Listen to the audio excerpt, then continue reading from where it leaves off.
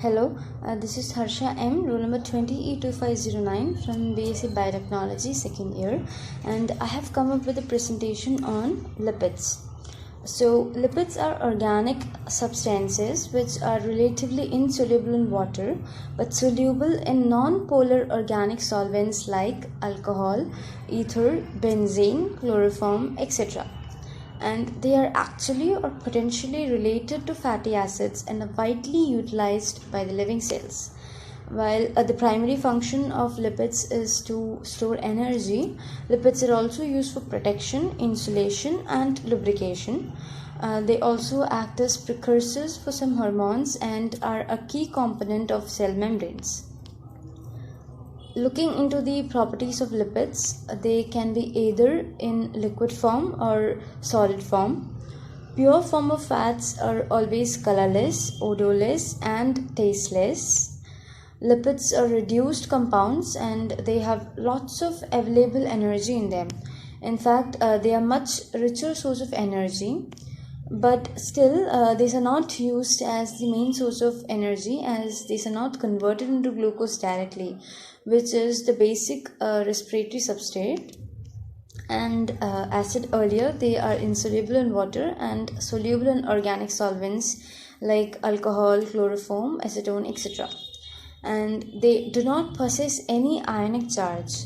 Solid triglycerols, that is fats, are said to have high proportions of saturated fatty acids, whereas liquid triglycerols have high proportions of unsaturated fatty acids. Triglycerides are actually a type of fat found in our blood. That is, when we eat, our body converts any calories that it doesn't need to use right away into triglycerides. The triglycerides are then stored in our fat cells. Later, the hormones release triglycerides for energy between the meals. So, next is structure of lipids. Lipids contain carbon, hydrogen, and oxygen atom, and unlike our proteins and polysaccharides, lipids are not found as polymers as they lack a repeating monomeric unit. They are made up of just two molecules, glycerol and fatty acids. A glycerol consists of 3 carbon atoms with an OH group attached to it, and the remaining positions are occupied by hydrogen atoms. In case of fatty acids, it consists of an acid group at one end and a hydrocarbon chain which can be saturated or unsaturated. Moving on to the structure of triglycerides, they consist of one glycerol molecule bonded with 3 fatty acid molecules. The bonds between these molecules are covalent and are called as ester bonds. They are formed by condensation reaction, and since the charges are evenly distributed around the molecule, therefore it doesn't form any hydrogen bonds with the water molecules, hence they are insoluble in water. And now lipids are classified into 3 categories: simple, compound, and derived lipids. Simple lipids are made up of fatty acids plus alcohol. They are simply the esters of fatty acids with various alcohol molecules.